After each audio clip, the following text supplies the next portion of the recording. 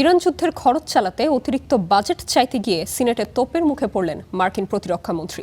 যুদ্ধের ব্যয় সামলাতে না পেরে কংগ্রেসে অতিরিক্ত তহবিল অনুমোদন করতে চেয়েছিলেন মার্কিন প্রতিরক্ষামন্ত্রী পিট হেগসেথ। তবে ফলাফলহীন যুদ্ধ নিয়ে সিনেটে আইন প্রণেতাদের তীব্র তোপের মুখে পড়েন তিনি। অজনপ্রিয় এই যুদ্ধের পেছনে কোটি কোটি ডলার খরচ করা নিয়ে ক্ষোভে ফেটে পড়েন Democrat সিনেটররা। Jordan. You, sir, are the failure, not the men and women who are on that front line.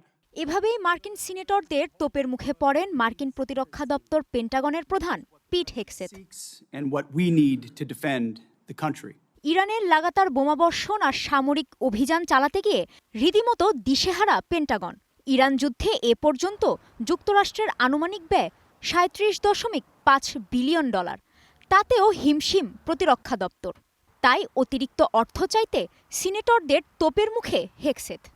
Senator, the estimate we have as of today is $37.5 billion. আজ পর্যন্ত আমাদের কাছে যে হিসাব রয়েছে তা হলো ৩৭.৫ বিলিয়ন। এই হিসাবের ভেতরে কিছু অতিরিক্ত খরচ, এর পাশাপাশি পরিচালনা ও রক্ষণাবেক্ষণ ব্যয় ও সামরিক বেতন অন্তর্ভুক্ত আছে। Iran's navy, which its conventional navy was sunk. কংগ্রেসে হেগসেথ সতর্ক করে বলেন, জরুরি ভিত্তিতে অতিরিক্ত ৮৭ বিলিয়ন ডলারের তহবিল পাশ না হলে সেনা সদস্যদের বেতন ও সামরিক সরঞ্জাম রক্ষণাবেক্ষণে বড় ধরনের ঘাটতি তৈরি হবে। পেন্টাগনের প্রায় ১ লাখ কোটি ডলারের বার্ষিক বাজেটেও এখন সংকটে। এখন চলমান যুদ্ধের লক্ষ্য ও সাফল্যই প্রশ্নের মুখে। You, sir, are the failure. আমি ব্যর্থতা শব্দটি আমাদের সামরিক বাহিনীর নেতাদের জন্য ব্যবহার করি। আপনি সেই ব্যর্থ নেতাদের একজন, যারা সম্মান ও মর্যাদার সঙ্গে নিজেদের দায়িত্ব পালন করছেন। তারা ব্যর্থ নন।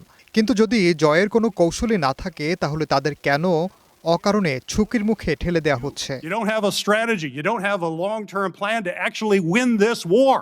ইরানের সঙ্গে অপ্রয়োজনীয় যুদ্ধ বাড়াচ্ছে জ্বালানির দাম, বাড়ছে মূল্যস্ফীতি, যাতে ভুগছে সাধারণ জনগণ। প্রশ্ন উঠেছে তা নিয়েও। সাধারণ মানুষ আপনাদের উপর এত ক্ষুব্ধ কেন জানেন? কারণ অতীতে আপনারা যা বলেছেন তার সাথে কাজের কোনো মিল নেই।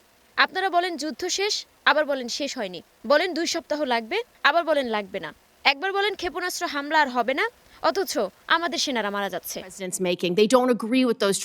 ইরান যুদ্ধের বিপুল ব্যয়, বাজেট সংকট, সেনাদের মৃত্যু, সব মিলিয়ে কোণঠাসা হয়ে পড়েছে ট্রাম্প ও তার প্রশাসন।